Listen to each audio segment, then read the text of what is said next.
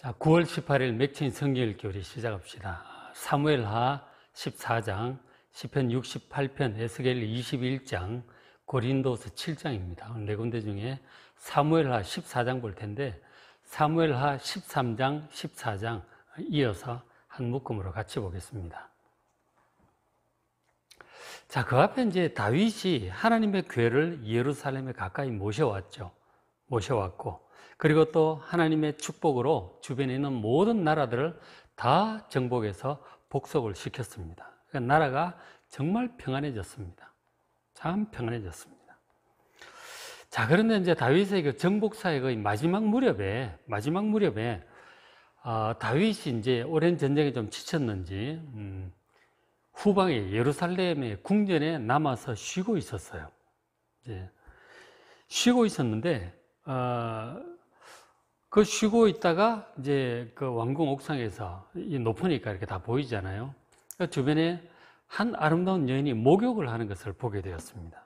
그래서 거기에 혹해서 그 여인을 불러서 간음을 하게 되었고, 그리고 이제 그 여자가 임신했다는 소리를 듣고 그 사실을 숨기려고 남편을 불러서 어떻게 좀 감춰보려고 했는데 남편이 고지식하게 집에 들어가지 않습니다.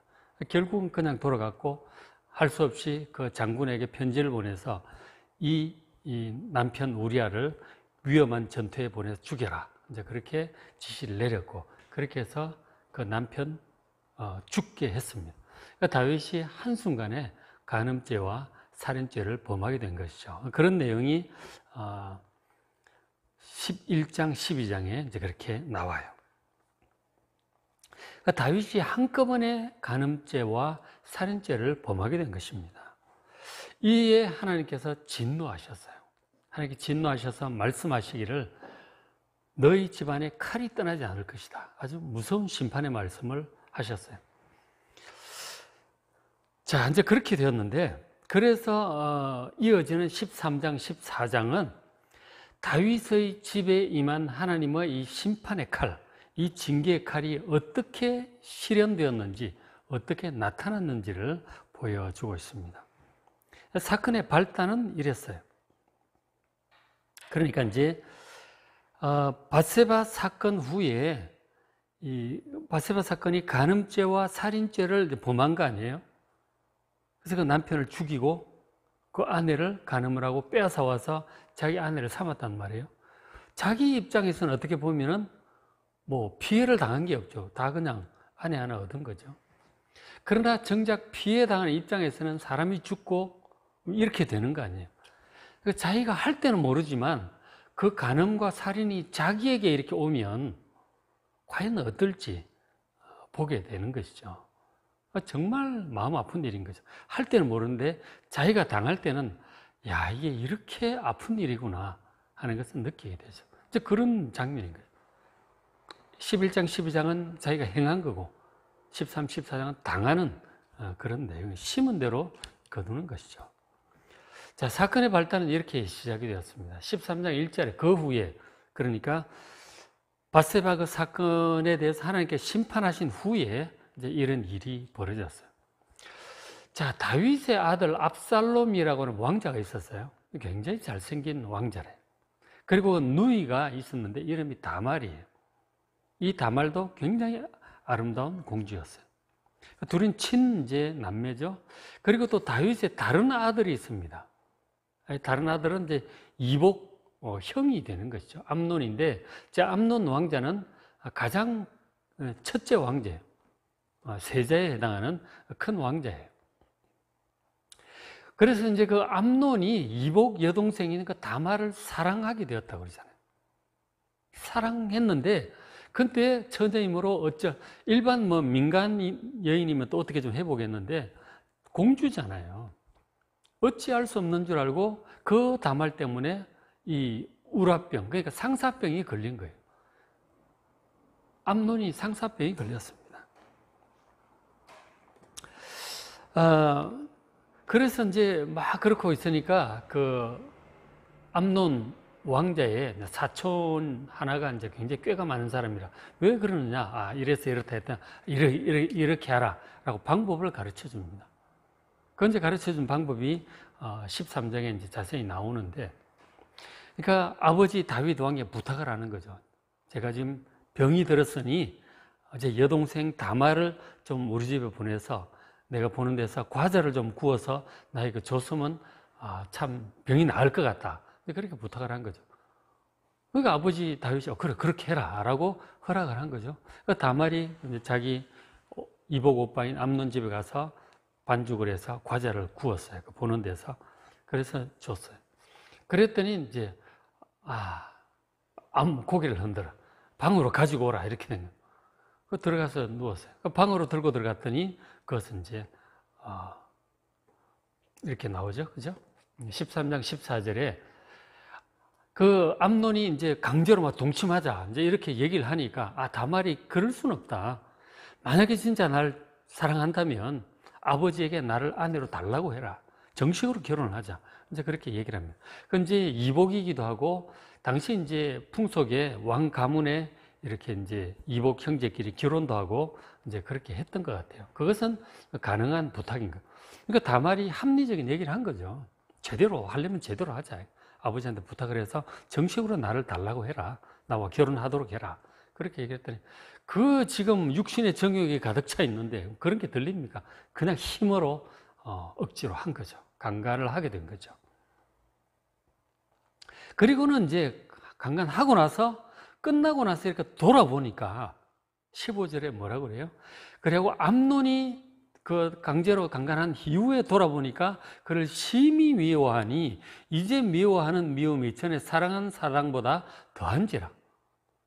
그러니까 막상 가지고 나니까는 보니까는 영 흥미가 없어진 거예요. 그러니까 진짜 사랑을 한 것이 아니죠. 진짜 사랑을 했다면 정말 뭐 이전이나 이후나 여전히 이제 귀하고 사랑스럽겠죠. 그러나 딱 끝나고 나니까 보기도 싫다 이렇게 된 거죠. 가라. 그렇게 이러니까 이 다말이 치욕스러운 거죠. 이거는 날 억지로 한 것보다 더한 치욕이다. 그랬더니 막 종을 불러가지고 내쫓으라. 문 잠가버려라. 너무했죠. 이 암논이. 아무리 왕자라도 그렇지. 너무했어요. 그렇게 강간을 하고 그 여동생을 모욕을 하고 내쫓아버린 거죠. 자, 그러니까 참 나쁘죠. 육신의 정욕이라고 하는 것은 사랑이라고 생각을 했는데 사랑이 아닌 거예요. 단순한 육신의 정욕에 불과했던 것입니다. 자, 그렇게 해서 울면서 이제 나와가지고 자기 친오빠인 압살롬에게 갔어요. 그럼 여동생이 막 울면서 그렇게 오니까 그 오라버니 압살롬이 묻는 거죠. 네 오라버니 암논이 이랬느냐? 그렇다. 그렇게 얘기를 했더니 일단은 이제 암논이 형이란 말이에요. 자기 왕이 될 수도 있는 사람이잖아요. 압살롬은 그 밑에 왕자니까. 그 지금 어떻게 할 수가 없죠. 당장은. 그러니까 지금은 잠잠하고 두고 보자 이제 이렇게 된 거죠. 그리고 다말이 거의 오라버니 압살롬의 집에 있으면 처량하게 지냅니다. 이 처녀가 오빠한테 그렇게 강간을 당하고 모욕을 당하고 쫓겨났으니 이건 정말 처량하게 된 거죠. 그거를 쳐다보는 이 오빠 압살롬의 마음이 얼마나 아프겠어요. 그러면서 속에 원한이 쌓여가는 것이죠. 자, 이제 이렇게 되었는데 기회를 이제 노리겠죠. 이 속에 원한은 쌓이고 이 원수를 내가 어떻게 갚을까?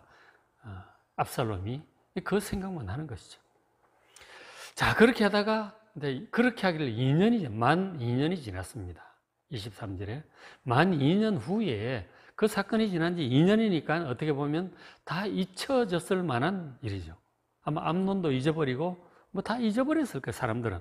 그런데 압살롬은 원한을 품고 칼을 갈고 있었던 것이죠. 그래서 어떤 일을 꾸미느냐 하면 만 2년 후에 에브라임 곁 바알하솔에서 압살롬이 양털을 깎는 일이 있습니다. 양털을 깎는다고 하는 것은 양을 키워서 양털이 많이 자라면 그걸 깎아요. 그걸 이제 팝니다. 양털은 이제 그거 가지고 모직, 옷을 만들잖아요. 그러니까 비싼 값을 받고 파는 거니까 말하자면 농사 짓는 사람이 가을에 추수하는 거하고 똑같은 거예요. 그 양을 뭐 잡아먹는 거는 채우고 양털을 깎고 때가 되면 이제 뭐 양젖을 짜기도 하고 그렇게 하잖아요. 그렇게 수확하는 아주 즐거운 날입니다. 그럴 때는 이제 친척이나 가까운 주변의 사람들 불러서 잔치를 하는 것이죠. 그런 날이 된 것이죠. 그래서 압살롬이 형제들, 왕자들을 전부 초청을 합니다. 특별히 그 암논이 반드시 오도록 그렇게 해요. 어떻게 했느냐면 아버지 다윗에게 가서 제가 양털 깎으니 아버지 오셔서 아버맘 오셔서 축하도 해주시고 같이 기쁨을 나누자고 이렇게 했더니 너한테 가서 배를 끼칠 것이 무엇이냐, 괜찮다, 가서 너희끼리 해라 그렇게 했더니 그러면 아버지 대신에 저 형님, 암논 형님이라도 좀 보내주십시오. 그렇게 간청을 합니다. 그래서 이제 아버지가 허락을 해서 암논 네가 그럼 내 대신 가라 그렇게 한 거죠. 그래서 이 암논 이 왕자가 반드시 오도록 그렇게 초청을 했어요. 그리고는 미리 그렇게 준비를 해놨죠. 28절에 압살롬이 이미 그의 종들에게 명령을 한 거죠. 이러기를 너희는 이제 암논의 마음이 술로 즐거워할 때를 자세히 보다가 술에 막 취해가지고 그렇게 할 때 내가 너에게 암논을 치라 하거든 그를 죽이라. 이미 이렇게 종들에게 지시를 다 해놨습니다. 그리고 실제로 뭐 잔치를 하는 거죠. 막 음식을 차려놓고 술을 마시고 권하고 기분이 좋아가지고 그러고 있는데 사인 딱 주니까 압살롬의 종들이 그냥 죽인 거죠. 자, 그렇게 죽였어요. 그리고는 이제 자기 형을 죽였으니 다른 왕자들 한 명도 죽이지 않았어요. 그 소식을 듣고 이 다윗은 처음에 마음이 덜컹한 거죠. 이 왕자들 전부 다 죽였나? 아들들 전부 다 죽인 건가 싶어가지고 걱정을 했는데, 이 암논만 죽었다는 소식을 이제 듣게 되죠. 자세한 내용이 이제 그 13장에 나옵니다. 자, 그렇게 하고 나서 이 압살롬이 그러고 나서는 있을 수가 없죠. 그렇잖아요. 당장 붙잡히면 아버지한테 형을 이제 당할 수 있죠. 형벌을 받을 수 있죠. 그래서 죽이고 이 압살롬은 도망을 가버립니다. 어디로 도망을 가느냐면 압살롬의 어머니가 누구냐면 다윗의 부인이 이제 여럿이 있는데 이 압살롬의 어머니 마아가라는 왕비는 그러니까 이웃에 있는 그술이라는 나라의 이방인이죠. 그술이라는 나라의 그 왕의 딸이에요. 공주인 것이죠. 그러니까 정략 결혼을 한 거죠. 그술 왕의 딸이 자기 엄마. 그러니까 압살롬 입장에서 자기 외갓댁이 그술이라는 나라예요. 그러니까 그쪽으로 도망가 버린 거죠. 외갓집으로 이웃 나라로 도망을 가버렸습니다. 국내가 아니고 이웃이니까 이제 그것까지 다윗이 쫓아가기도 그렇잖아요.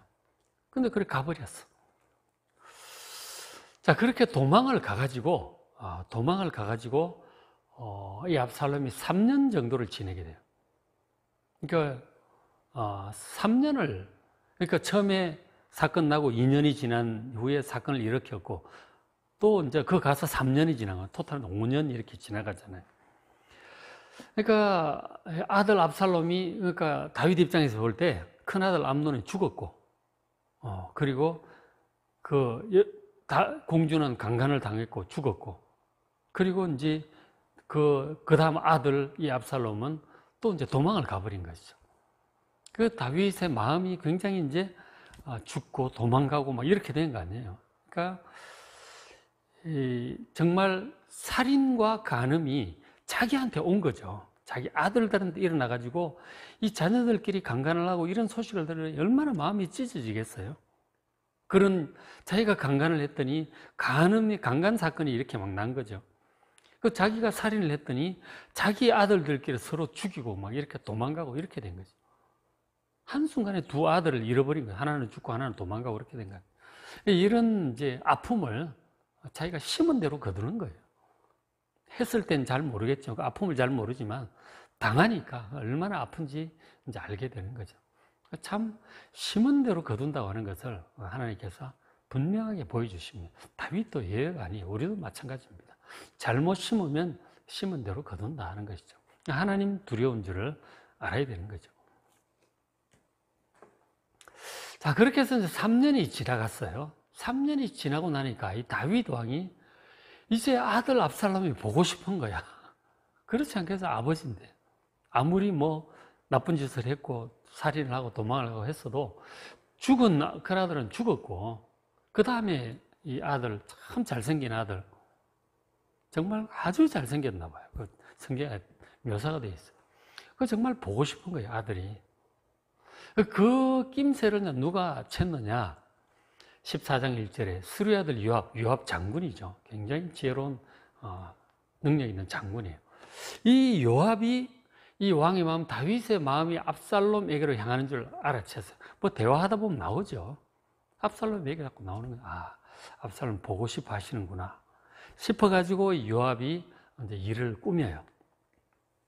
근데 사실 이 죄인이죠. 살인죄를 저지르고 도망간 죄인이기 때문에 그냥 무작정 데리고 옵시다. 이거는 왕도 허락을 못 하는 거죠.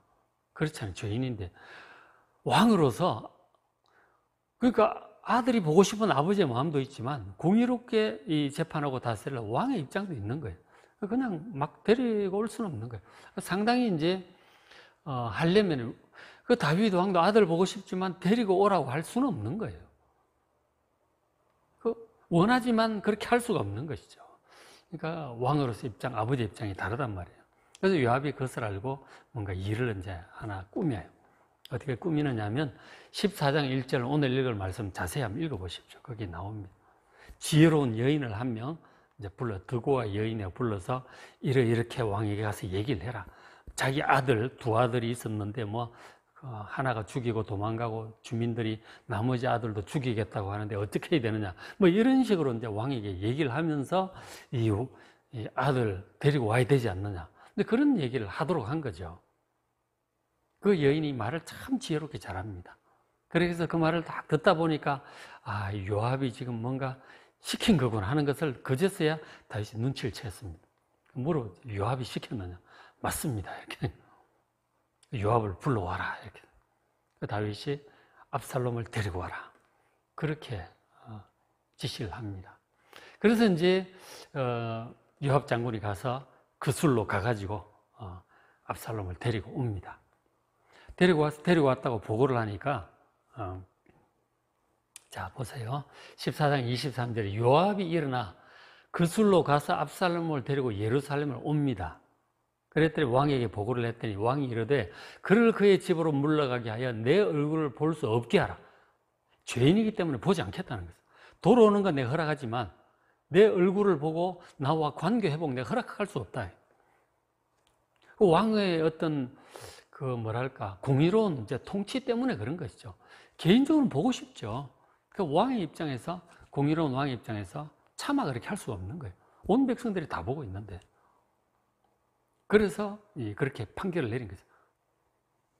관계 회복하지 않겠다. 이것은 정말 자기의 마음을 억누르는 이제 그런 판결을 해서 있게 한 거죠. 왕의 얼굴을 보지 못하고 그렇게 지내게 됩니다. 자, 그렇게 해서 지내는데 아무리 기다려도 이 압살롬 입장에서 왕이 자기를 부르지 않는 거죠. 왔으면 불러서 아들아 왔냐, 용서를 한다든지 혼을 낸다든지 그렇게 있어야 될 거 아니에요. 아예 보려고도 하질 않는데. 압살롬이 답답한 거죠. 그래가지고 요압 장군을 부릅니다. 하인을 보내가지고 요압 장군 좀 오라 그래라. 요압 장군 안 와요. 몇 번을 보내도 안 옵니다. 눈치를 챈 거죠, 요압도. 그러나 요압 입장에서는 왕이 안 보겠다는데 어떡하겠어. 그러니까 압살롬 왕자가 불러도 가지를 않습니다. 그렇게 하니까 압살롬이 이제 열을 받은 거죠. 열을 받아가지고 자기 종들 시켜가지고 요압 그 보리밭에다가 불을 질러 버리려고 합니다. 불이 막 나니까 요압 장군이 와가지고 그때야 찾아온 거죠. 왜 당신의 종들이 우리 집에 우리 밭에 불을 질러냐. 그러니까 온 지 얼마나 됐는데 지금 얼마나 오래됐는데 이제 아버지를 아직도 다윗 왕을 못 보게 하느냐. 그럴 바에 날 차라리 죽여라. 이런 식으로 막 하는 거죠. 그러니까 얼마나 이 압살롬의 마음이 그랬나 싶어가지고 알겠습니다. 그리고 왕자님. 그리고 이제 요압이 들어가서 아버지 다윗 왕에게 왕자가 이러이러 했습니다. 좀 이제 용서해 주시죠. 이렇게 돼서 그 정도 되니까 다윗도 이제 못 이긴 채하고 불러라. 이렇게 됐습니다. 그렇게 해서 이제 이렇게 됐어요. 33절에 요압이 왕께 나아가서 그에게 아뢰며 왕이 압살롬을 그제서야 부릅니다. 그가 압살롬이 왕께 나가 그 앞에서 얼굴을 땅에 대어 그에게 절하매 왕이 압살롬과 입을 맞추니라. 이렇게 이제 완전히 화해를 한 거죠. 화해를 하고 이제 왕자로서 정상적으로 지낼 수 있도록 그렇게 모든 것이 회복되게 해 주었습니다. 그러기는 이제 5년이 걸렸죠. 압살롬 입장에서 5년이 걸려서 어떻게 보면은 여동생 원수 갚고 그리고 도망갔다가 해서 5년 만에 이제 모든 것들이 정상적으로 이제 회복된 것이죠. 근데 이 압살롬이 이제 또 나중에 문제를 일으키죠. 그게 이제 15장부터 이제 또 나올 겁니다. 계속 읽어보시길 바랍니다. 그래서 이제 14장만 우리가 볼 때 다윗이 자신의 왕의 권력으로 간음죄를 행하고 살인죄를 범했잖아요. 이에 진노하신 하나님께서 그의 집에 칼이 떠나지 않을 거라고 하시더니 진짜 이렇게 강간죄와 살인 사건이 자기 자녀들 가운데 일어나 자기 마음이 찢어질 듯 하게 된 거죠. 자기 딸이 강간을 당한 것도, 오빠한테 강간을 당한 것도 정말 마음이 아픈 일이고 분노했다고 이제 그 내용이 앞에 나와요. 그런가 하면은 아들들끼리 죽이고 도망가고 막 이런 것들이 너무 이제 마음 아픈 거죠. 자기가 당하니까 그 아픔을 알게 되는 것이죠. 심은 대로 거둡니다. 우리가 나쁜 짓을 할 때는 그게 몰라. 당하는 사람은 고통스럽지만 하는 사람은 잘 몰라요. 근데 하나님께서 반드시 뒤집어서 오히려 당하게 하신다 하는 것이죠. 그것을 여러분 잘 아시고 하나님 두려운 줄 아시고 죄 무서운 줄 아시고 모든 것을 하나님의 법도에 따라 의롭게 선하게 잘 살아야 되겠다 하는 것입니다. 이 다윗 같은 이 성군도 의인도 예외가 없어요. 우리도 마찬가지예요. 하나님 두려운 줄 아시고 하나님 법도 두려운 줄 아시고 정말 법도에 따라 바르게 그렇게 합시다. 자, 오늘 읽으실 말씀 사무엘하 14장, 시편 68편, 에스겔 21장, 고린도서 7장이에요. 오늘 말씀 잘 읽으시고 은혜 많이 받으시기 바랍니다.